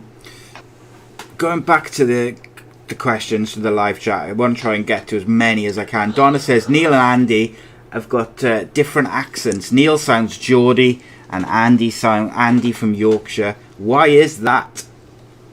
Neil, go on, you go. Or Andy, whoever, go on. I don't know. Maybe I don't know. I've spent. One of you's posh. I've spent. Is that it? Yeah, I don't. Well, which one's posher? I've spent maybe more of my time away from the northeast. Maybe if that's possibly that's the reason. I don't know, because I've lived in Cardiff and I've got to talk with you and my fellow Welsh friends for a long time. I lived in Scotland for a bit. I've lived in other places, so it's, you know, I mean, sometimes you enjoy or learn a way of speaking. I used to talk really fast. You just pick it up, didn't you? Yeah, I know. I talk quite fast still, but I used to talk really quick, and I think it's probably only teaching which gets me to maybe elaborate to what I'm Slow talking down about. a bit. Yeah, a little bit. 'Cause you have to. I've never really noticed. I just thought we speak the same. Like, no, there is a bit of a difference. Like in I expected you to sound more like Andy, but that's because I speak to Andy, you know, a lot. So it's like I just kind of assumed you'd sound quite similar, but you know, it's what it is, I suppose. Question for you: who's more common, me or Neil? Who's more common? Common. Well, you're like, is Yorkshire common? Yeah, well, I wouldn't like to say, but what I will say is, like Andy, you're very like fake Geordie in you, so it's like. That's a get out, that, by the way. What a get out! Well done. I'll give you that one. Thinking on my feet. Good mate. save. Good save. Reese says, Neil, what was the most important goal that you scored? We all know Andy's was in the playoff final, but what was yours? Mine? I don't think I really scored any important goals, but I remember... Alright, which one was the most memorable to you? To be honest, I always remember when I just joined Southend. I think I'd gone 3 games without a goal. Obviously signing for money, you think, oh God, when is that first goal going to come? Alvin Martin got the sack. Alan Little, my old managers, came in, and straight away he was brilliant. He was like, Neil, you're starting up front. We're playing a local derby at Leyton Orient. Just go and enjoy yourself. I remember the press giving me a bit of stick the night before, couldn't hit a barn door, why have we signed this, and I was like, oh God, are you kidding me? Like, not only the press, the fans are going to be next. And to be honest, went against Leyton Orient at their place. I scored 2, we won 3-0, and never looked back from there. Really, like it was. And I remember the reporter asking me for an interview after the game. I won't tell you what I said because not for this show, but it wasn't polite. And Little grabbed me by the neck and went, "Well done, son. Don't even speak to them ever again." Because he obviously knew what they'd wrote in the press, and we didn't. And to be honest, the lads were so supportive. No one spoke to him after the game. So even though it was a local derby, massive win, no one spoke to the reporter after the game. And you do get some local reporters though, don't you, mate? Which there is like sometimes certain local reporters which seem to have a gripe with a manager or a player, and it can get quite personal quite quickly. Like, I'm not going to name him, but there's a certain local journalist on Twitter who, like, I wasn't a Neil Harris fan, but he was so, like, from the day he signed as Cardiff manager, it was just constant on social media and in reports, just like snide little digs and comments, and I just thought it happened to me. It happened to me. Obviously, you know what I mean. When Neil speaking to him, Neil was playing without social media. You know what I mean, and obviously I played without social media as well. And I remember going through a really tough time, and Ernie was doing all the good stuff what he was doing, and I was playing second fiddle behind him, and I remember. Obviously, Kennedy was born in 2004, and then the following Saturday, I missed that infamous penalty against Leeds United, and went out with the lads to wet the baby's head, so to speak. And people didn't really respond to that, and said thought I was doing something I shouldn't have been doing. I shouldn't be going out and enjoying myself, which I didn't. By the way, it was probably one of the worst nights I've ever had. And I remember taking a little bit of stick the week after, and you know what? Part of it was justified because I shouldn't have missed the penalty. I should have, you know what I mean? It's not like I wanted to miss it. I tried. Still allowed to go out though, aren't you? But people wrote things. Certain person who we both know who I get on with. Listen, I told him in no uncertain terms because I'm quite outspoken myself that he was out of order, and if he's got a problem with me, he can tell me to my face. He doesn't have to go into the paper and say it. But his response was that it sells and people enjoy reading those things in the paper, which I can't fault, you know what I mean? But then when you hear it in the radio, when you hear these certain things, it's heartbreaking because you've got to try and get yourself over it because no one else gets you over it. You know that. I remember Neil's first goal at Southend because I was subbed at Middlesbrough that day, and I remember I think it was half time. In Middlesbrough's changing room, we had a little TV room where all injured players go, and they'd sit in there while the game was on. They shouldn't have done, but they did. So, well, I was just looking in and I was saying what all the results were, and Neil had scored, and I was buzzing because it got me an opportunity to go out in the second half with a little bit of a swagger, a little bit of a buzz, because I can ring him after the game and say, "Well done, you know what I mean, you've scored," and it obviously got better later on with 2 goals, but it's those nice things, you know what I mean, that like watching Soccer Saturday and seeing your brother's name, or you know what I mean, seeing that someone scored in a live game. It's those are the proud moments from a brother's point of view, and certain things will happen, but then the negatives will go with it are the headlines, the papers, and I'm so glad social media wasn't around because obviously you got so much negativity. It's scary, and you know what I mean, if I saw a bad tweet about Neil, for example. Yeah, my background and your first instinct is to defend my history, family. My history on Twitter, I'd have jumped down people's throats straight away, and I'd have probably got banned every week because that's just the go-to mentality. To be honest, and like, how many times have we made mistakes? Like, if you make a mistake at work now, it's not publicised, is it? And does anyone say to you, "Why are you having a drink? You made a mistake at work yesterday"? Do you know what I mean? Like, we are humans, and to be honest, like, we did go out when we lost and things like that, but we didn't like enjoy it and love it and celebrate it, but that was our wind down time. Do you know what I mean? And I think now with social media and everything, it's just put the wrong way, isn't it? Like, how many times would we have been taking photos of and things like that? Like, even just having a quiet pint in our local pub together and saying, but yet they might not have known we haven't seen each other for 6 months. Me living in the South End and you being in Middlesbrough. But if we'd have both lost the game, does that mean we can't meet each other and have a drink? Yeah, 100%. It's one of them, innit? Like when Willie Boland, when I did the show with him, like way back at the start of the channel, really, like he said about he used to really find it difficult, especially in that first season at Cardiff, where he was struggling for form. and then he'd want to go out with his partner or his family or whatever on a Saturday night, and he felt like he couldn't go out in Cardiff or whatever because he was not performing on the pitch. And at the end of the day, like, he should be able to do that, but such is the way football fans are. Some football fans are, like, on a Saturday night, if you are in the city centre and you've not been doing things on the pitch, there's always likely to be one guy, isn't there, who's got something to say, had a few beers and stuff, and it's just, and then it becomes like a rolling thing, because if you get into like a bit of a argument with someone just outside a pub, it doesn't even have to necessarily lead to a fight, just an argument, and then, for instance, that same journalist picks up on that or Andy Campbell was out drinking Saturday night and then got into an argument with a fan. Do you know what I mean? It like rolls and rolls and rolls. And I think social media has just made that even worse for footballers, because every single comment they make is scrutinised, and they've got to be so careful what they say. Like, I'm glad the social media wasn't around when I was a kid and I wasn't a footballer, or like when I was in my like early 20s and I wasn't a footballer, because I would have got myself in trouble in work and all sorts of things. But yeah, it's just one of them, mate. I would have got myself. I would have got myself in so much bother. It would be scary, because I saw the Northeast as a safe haven. I saw the Northeast and home being a place that if I got a weekend off, I can come back and do what I want, because everyone looks after me. You know what I mean? We used to have a local pub where we could go in the afternoon. We could stay there all day. Nobody would even bother you. You know what I mean? They come over, shake your hand, and it would be a free place that you could fall asleep, you could fall over, you could have too much to drink. You know what I mean? And nobody would ever say anything.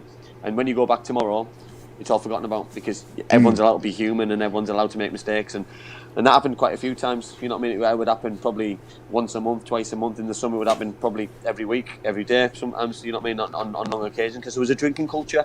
And when you put young lads together, and brothers together, and dads together, your sons, and it happened all the time. And it was just one of those things that it just happened, and it was a lifestyle. It was good fun. But listen, there was things what happened which, you know what I mean. I'm so glad that people have got stories. People tell stories, and they are true stories. You know what I mean, about certain mistakes that I've done. But the stories become funny because you can tell them.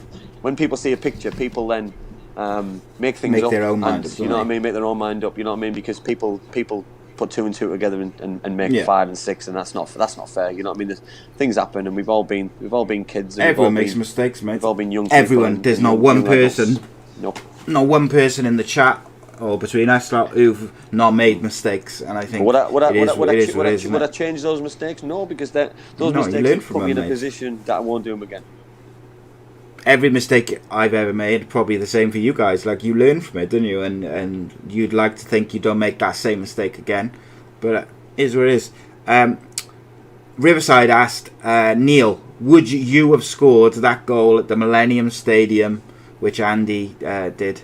Or Andy scored for Cardiff? Danny Shitter will have caught him. To be honest, I'd have probably elbowed him, give him one, then rounded the keeper and scored. So, yeah, I would have, yeah. Would have done it in style, mate. Yeah. In style. Charlotte Potts asks, who's the biggest chatterbox? Although I think it's a silly question. Charlotte knows. Charlotte, I never stop talking, Charlotte. You know that, so I'm not, you know what I mean? You're a big talker. Yeah. Just talk rubbish, basically. Absolutely.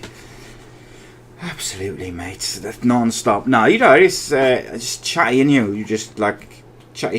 Listen, chatty. I could talk about football all day, and I could sit on this. I could sit on this. This is like one of our family. Oh, he's gone. This is one of our family Zoom calls. I'm sure he'll come back in. This is one of our family Zoom calls over lockdown. So you know what I mean. It's one of those but everyone else can see it. It's like you're living in a bubble. Yeah, it's quite strange. Yeah, that we see. I've got to be careful what I say, because it's like. You get too relaxed. Yeah, a little bit. Yeah, I've got to remember that I am on the show. Yeah. So, just while we wait for Neil to come in, there's a question there. Donna said, "Who scored the most goals in their football career?" So, without looking, do you know the answer to who scored the most goals between you and your brother? I mean, Neil. Yeah, overall. Well, I would probably say Neil, because he played centre forward more than me, but I don't know. Oof, it's very close. I wouldn't even be able to tell you who played the most games. You played the most games, Did I? according to Wikipedia.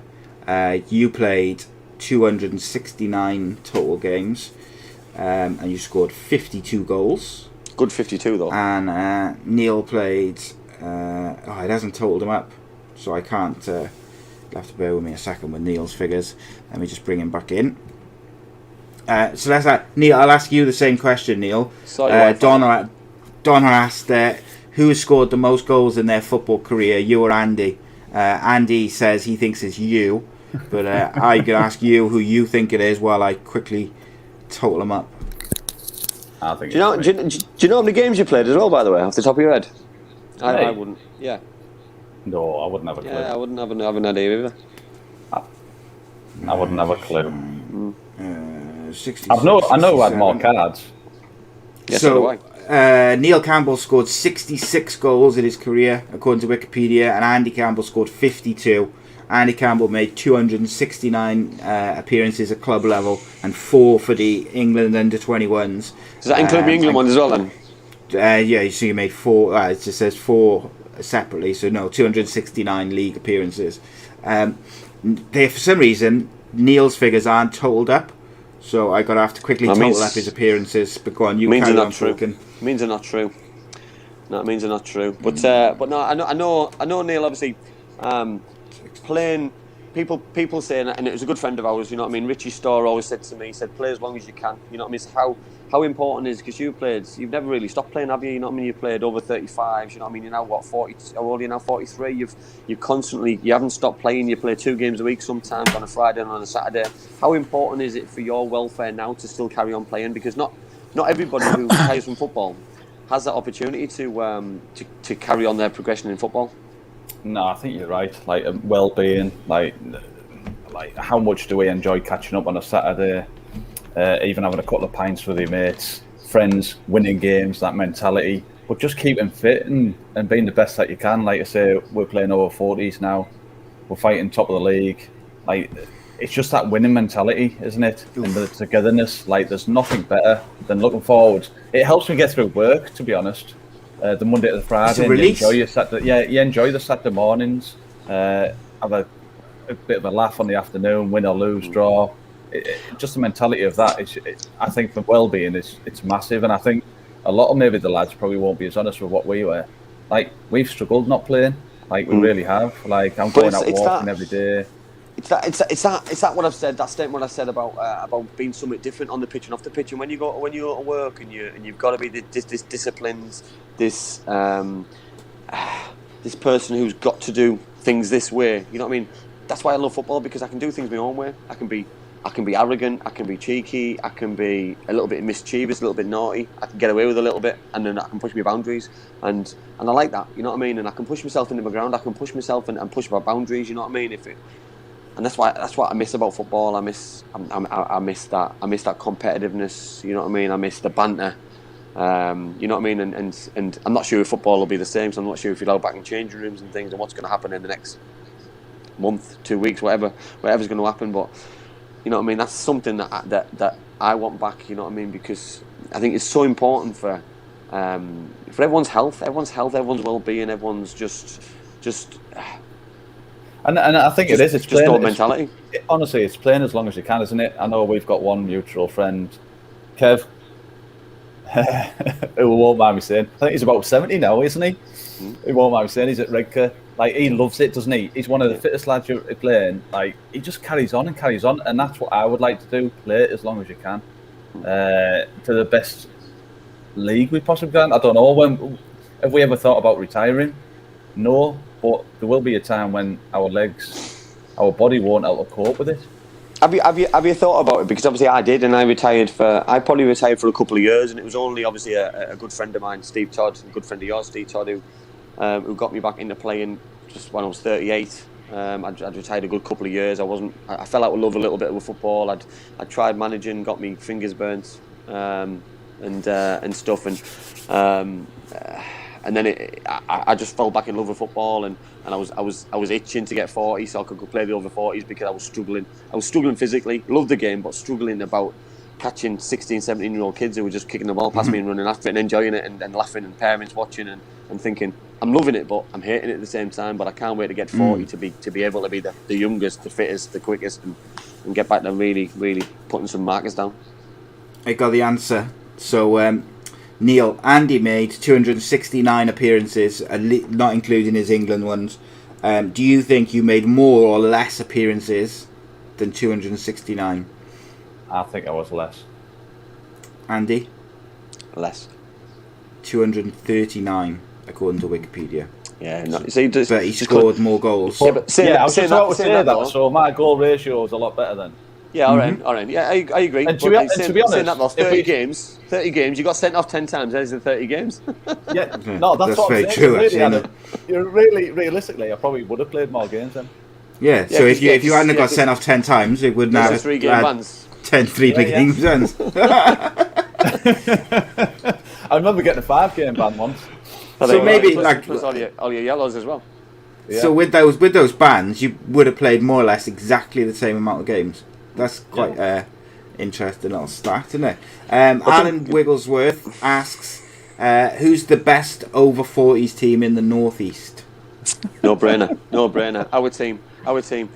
Worm's our goalkeeper, Alan's our goalkeeper, and you know what? When we're talking about a team full of top lads and lads who just do anything to win a game, he epitomises everything that you want as a player, and just, you know what I mean. And when I talk about players who are chalk and cheese on and off the pitch, I've just spoke about Neil there. You know what I mean? Matty, the manager's got a team full of us who are just animals on the pitch, and just we have got a really good group off it. You know what I mean? Because we are just normal human beings. We're all parents. We're all just human beings, but we play hard and probably party even harder, to be fair. Good effort. John Kamara says, Andy, was there a fight with Ravanelli and Neil Cox on Cup final day? Well, there was a disagreement first and foremost over dinner, breakfast, on Cup final morning, over an article in the newspaper that Rav had done over a couple of English players, Coxey and Robbie Mustoe, Nigel Pearce, and a couple of the others. Didn't go down very well. And on the bus, just about to get off at Wembley, it wasn't a nice, pleasant bus journey. And as you can imagine, we were 1-0 down after 12 seconds or whatever, and that didn't help, and that played its part. And there was a scuffle, more handbags than a fight, I'd say, but it didn't help the biggest game in the club's history, and the way the game went, people wouldn't be surprised to hear that things didn't go very smoothly before the game. Neil Gavin wants to know, were you a dirty player or were you just a hothead? Gavin's a bit rude. To be honest, it's probably a bit of both, because I'm quite calculated as well. So with your size, the aggression, the passion to win, like I was that physical player, and I always will be that physical player. That Andy's probably more likely to go round a player, skin a player, go over the top, where I'm probably just hustle and bustle and get into people's minds and heads and play. Who would you compare yourself to? Like what sort of, I don't know, top player or really well-known player would you compare yourself to? Like your all-round sort of game and stuff. I should be asking Andy that, really, shouldn't I? John Hartson. Oh yeah, John Hartson. John Hartson. I think I was a bit quicker than John Hartson. But yeah, probably quite similar. Yeah, but it's about. I think it's his all-round attributes, isn't it? You know what I mean? That he was good on the floor, John. He brought people in the game. He held the ball up. He was great in the air. Scored loads of headers. But had a bit of an edge as well, didn't he? He had a naughty side. Yeah, he did. Yeah. Yeah, all the best players have got that edge, though, haven't they? That kind of just that nastiness to them, but not in like a nastiness where they want to hurt people. It's just a competitive edge where they want to win every ball, every throw-in, every corner, every free kick. It's a winning mentality, isn't it? That's what it is. Donna says, when will the over 40 league restart, or have you been able to play because you are professional over 40s? Neil hasn't been able to play because he's been banned since 1987. But the longest. Honestly though, Si, Neil's been suspended since. He's been suspended since 2020. I'd say he's been suspended since April 2020. Mate, honestly, I would contact the Guinness Book of Records to get them to check. I would to check if it's the longest suspension for a red card. Honestly, scary. And they'll check into it because I think it is. I think it gotta will be one of the long. It's never going to happen again, so it must be probably one of the longest red cards ever. Yeah, get yourself in the Guinness Book of Records. That's what I say. I still think he's got 2 games left on his suspension. It's madness. Also, Leslie, I think it was asked earlier, who's the best looking out of the both of you? Leslie, you pick, because you obviously find me really attractive, so I'll let Leslie pick. Depends if she likes fringes or not. Not fringe. Shaved it off. Who was the most wicked? Geraint asked this. Who was the most wicked when you were younger? So when you were kids, who was the naughty ones? The naughty. Ask Andy about the bathroom door. All right. Okay. So, listen. I used to do things I shouldn't do. So, as in, I used to punch him really wind Neil up, and then I'd go and hide in a room. So I used to hide in different rooms so he couldn't find me. So and then by the time he'd banged in a few doors, he'd calm himself down. But this one time, I really annoyed him. I think I slapped him in the face and then ran into the bathroom and locked the door. So he tried to get in, couldn't get in. And normally, after about 2 or 3 door handles and a few smashes on the door, he gave in. He didn't give in this time. He ended up getting something. I don't know if it was a golf club or something. Golf club. Yeah, he got a golf club and smashed the door down just to get at me. I was like, oh my God, he's going to kill me. You know what I mean? It was like, it was really scary, really scary. I thought he was going to really attack me. But then when he got through, he calmed himself down, so, yeah. Very excellent. I like it a lot. A few people have asked what the shirt is behind you, Neil. Southend United. Oh. Move it the right way. There we go. Nicely framed. Who got you it? Nice present off my brother. Have you got another brother, have you? I wondered where my shirts were.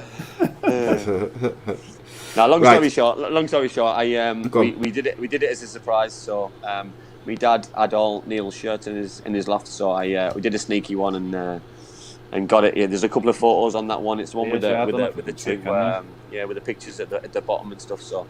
Yeah, it's something that you're proud of, aren't you? You're proud to keep, and it's something that no one can ever take away from you. 100%, I like it. Right, I want to do one more question. So I'm just going to pick one more. I don't know who it is. I'm just going to scroll up and down until I find one. I bet it is. No, I am. I'm not gonna pick it. I'm just going to scroll until I find one. I'll even let you say stop if you want, and we'll just pick whatever it goes with. As long as it's not the last one. Which one's that? Oh, look, I scrolled right down to the bottom. Right, there we go then. This is the last question of the evening, because we're already way over time. Steve Owens asks, Andy, is it true if you hadn't been a footballer, you could have been an international gymnast and you showcased your skills on Linthorpe Road? I wouldn't say gymnast, but I did showcase my talents on live CCTV. Your talents? What sort of talents were they? It was more a climbing and swinging talent, and landing. Was it? Should have known better. Did you hurt yourself? I'll be honest, mate. I can't remember. All I remember is waking up the next day and going into the manager's office and Brian Robson was showing me the video of me climbing and swinging, and giving me 2 choices.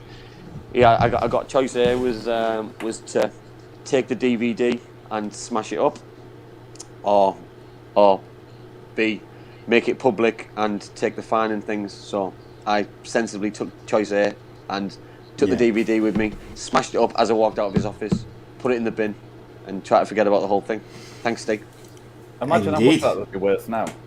I wish I'd have kept it now. Get that on eBay, mate. Wish I'd have kept it now. I would also, if your dad wants to send one more question in, I will allow that as well. So, Stuart, if you'd like to send a question in for your sons before we finish. Speaking of drunken shenanigans, I nearly killed myself when I was drunk. Not like that. Like, I was sat on a wall, and I forgot I was sat on a wall, and just was been on the pub all day, fell back, like leant back as if I was sitting in a chair, and just fell like about 8 feet drop onto concrete and landed on my head and had like a concussion. Or it's dodgy, mate. I was in a right mess for a good couple of months, but I haven't drunk much since. I've got to be honest. It is what it is.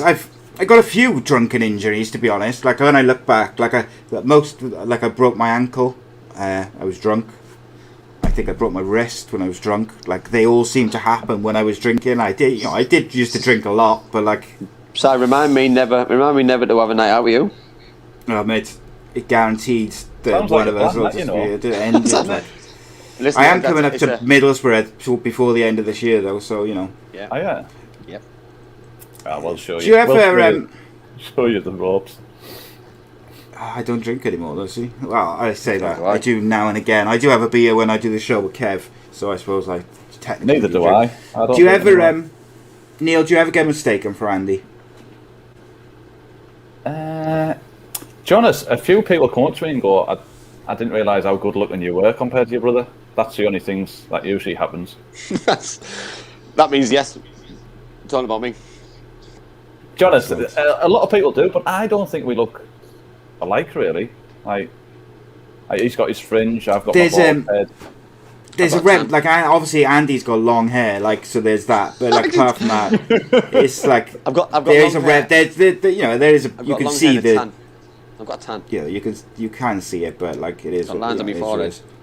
Lines on my forehead. Will says live shows sound like a plan and they'll be fun. Yeah, we are gonna do something at some point.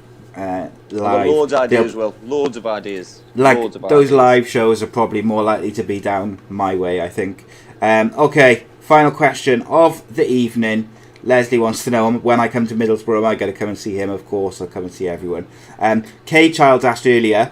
I asks every week, and I always miss the question. He said he is asking about Parma. What are they called, Dan? Parma things. Parmos. Which one of you ate the most? Remind me, what are they again? So it's like a breaded chicken scallop with bechamel sauce, loads of cheese, loads more cheese, loads of bechamel sauce, loads more cheese. My dad's asked the question, by the way. So yeah, he's getting to it now. Yeah. So this is the last one. Stuart Campbell, last evening of the day. Gavin, they're not twins, mate. He thought you were twins. I'm 4. How old am I? Am I 41? I'm 41. You're 45 and I'm 42. I'm 41. A lot of people do say you're older, though, don't they? I think I'm 41. I'm 42 soon. Yeah, you're 41 because you're over a year older than me and you. I'm sure my birthday might be on is it on a show day? Might be on a show day. Hope so. Might be. John Kamara asked that question about Ravanelli and Neil Cox on Cup Final Day again. We just talked about that, didn't we? yeah, I'm sure we did. Yeah. We did answer that, didn't we? I haven't gone like loopy. I'm sure we just pulled it up. Copied and pasted. Last word of the day. Last word, otherwise we'll be here all night. Stuart Campbell, father of the Campbell brothers, will round off the Campbell show this evening, and he says, ask them if they have ever played hungover. I know he's aiming this at me. I know exactly. Right. So do you want me to answer it? Well, yeah, it might be a more difficult answer. Have you ever never played hungover? Yeah. If you ever not played hungover. To be honest, if you ask the over 40s, I'll probably tell you. But I do remember professionally. I was at it was probably semi-professionally when I was at Boro. I remember him I'd just come out just moved from Scarborough to Boro, and I remember him saying, "Oh, what are you doing for New Year?" And I was like, "I'm going to have a few drinks." I ended up in our local pub up till 5 o'clock in the morning. We kicked off local derby 11 o'clock in the morning, and I remember his exact words were, "Hope you're not driving." I got a lift. He said, "I hope you have a worst game you probably ever have." I remember coming back. We won 5-2. I scored 2 and got man of the match. So spectacular. If that answers your question, that's why I think he's probably given a little dig there. I played hungover for the Rad Rams once, and I was sick on the sideline during the first half. I've never done it. I've never done it in my professional career until right at the end, and it wasn't my fault. So when I was playing for Halifax Town, Chris Wilder, we'd having a really bad time. We played Aldershot away, and Chrissy took us to the pub on a Friday night and told all the players that everyone was having 4 pints. 4 pints before a game, when you've never had a drink, by the way, on a Friday before a game on a Saturday, was horrific. So I woke up the next morning, didn't feel great, dry mouth, played in the game, We all played very well, by the way. We won 1-0, which was the worst thing you could do when that's just happened, because the following week we played away again. I can't remember who we played the following week, but we played away again. Hotel, same thing. We're all going out, 4 pints. Played the next day. I think we got walloped about 6-1. I remember Chris Wilder came in the changing room after the game and said, "Listen, fellas, bad mistake. We shouldn't have done that. It was a one-off. We got lucky last week and just took it on the chin. And it's just the mentality what people do, and you know what I mean. But I just can't do it. I can't. To be honest, though, Andy, I remember when I first started at York, and I remember going away. I think we were playing Swansea, in fact, away, and we stayed in a hotel. And I remember Alan Little coming up to me. I think I was only 18, 19, and I remember him coming up going, "You've got a 3-pint limit." 3-pint limit. I remember walking past going, so I remember asking Paul Barnes and going, "What's he going on about?" He said, "You're allowed 3 pints, and it's all on the bill, itemised. You get any more and you'll get fined wages." I was thinking, 3 pints? I don't even drink. And I do remember having 3 pints, and the next day I was sub going, "I hope I don't get on. I hope I don't get on." But that was the mentality in them days. Yeah, well, it was, and when we're on about like professionalism now and people and players, and could you play now? I think it's more, could I not do what I used to do? Could I be that disciplined in eating, drinking, living, sleeping, breathing football? Because I would have to have a complete lifestyle change around to play football. What I love to do, because the football was easy. It was the lifestyle which coincided with the football. It wasn't. That was the hard bit. And to be honest, it was after games. I remember after the game, we'd all get fish and chips and crates of lager be at the back of the bus. Yeah, I know. There'd be crates of lager. And this is the thing, you think after a game, you used to go to the players' lounge, you'd have 2 or 3 pints in the players' lounge. Yes, you would, You won't be able to touch a drop of alcohol in a football club now. Yeah. Yeah. Where do you think the drinking culture changed in football? We'll finish on this, promise. Arsene Wenger. Yeah. Arsene Wenger. It's his fault.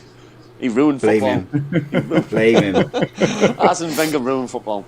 The good thing is, I used to like him. The good thing is we've carried the mentality over to the over 40s, so we are still carrying it on. Yeah, the thing is, outside. Listen, I'll finish on this. It had to happen, by the way, because football, to be successful and really successful, and the money to be involved, it had to happen, and fair play to them. You know what I mean? Because it's such a small part of your life, but you're so dedicated now. You know what I mean? And yeah, very disciplined. 100%. Good luck to them. Yeah, very good. Yeah. Okay, guys and girls, thank you ever so much for joining us. Appreciate all the questions, the comments. Been a lot of fun. Neil, obviously, thank you for joining us, mate. Thank you for your time. Extra long one, guys. Subscribe youtube.com/Ace Podcast Nation. Download the audio version from tomorrow morning. Obviously, spread the word, tell your friends. We always have top guests joining us. And lastly, Gavin said, can fans come to the live shows in Cardiff? Yes, that's the point. But otherwise, it would just be me, Andy, and Kev sat in a pub on our own, which is fine. Like, but, the plan is to do, just may as well do it as normal. But the plan is to do a live show, me and Andy, then a live show, me and Kev, and then I'll summon with all 3 of us, kind of back to back, a few beers, get questions from people. I'm sure we'll have a few special guests and stuff, but there's no date set or anything. That's just one of many plans. But right, appreciate all the amazing comments. I'm going to put them all up as the closing credits finish. Thank you, Neil. Andy, it's a pleasure, as always, mate.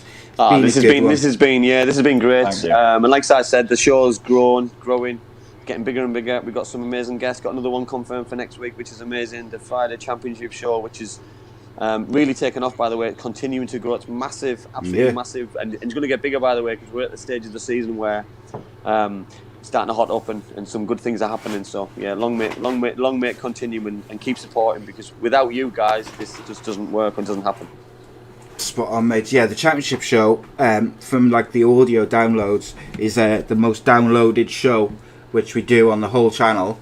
And like when we started that one, that was the one that was kind of behind all the others, because it started after the others. It was a Friday night, so it was very difficult for people, and it's kind of just grown into this thing of its own. I'm really, really happy about that. And best Championship show in the UK. I mean, easy. I get told that every week. Quest what? Starting to get it exactly, mate. The only thing they've got on us is the rights to the highlights. See you next week. See you Friday for the championship show. Friday. Don't forget, 7 o'clock live. My mummy and daddy have been talking about life insurance. It sounds like something to protect my brother and me, but I don't really understand. Then my Auntie Louise told Mummy about Bespoke Financial Teesside. She said they're a local company who helped her with her life insurance. Mummy got in touch, and because they're based locally, a man called Darren was able to come to our house. He was really friendly. Darren stayed for a cup of tea and made it all really easy to understand. He said that life insurance will protect our home and family if anything bad were to happen. Like if Mummy or Daddy got sick, then we'd get enough money to take care of us, and our house would be paid for so it wouldn't get taken away. After an hour, Darren said goodbye and Mummy and Daddy seemed a lot happier. Once it was all sorted, we could all relax and watch a film together as a family. I don't know why they didn't do it sooner.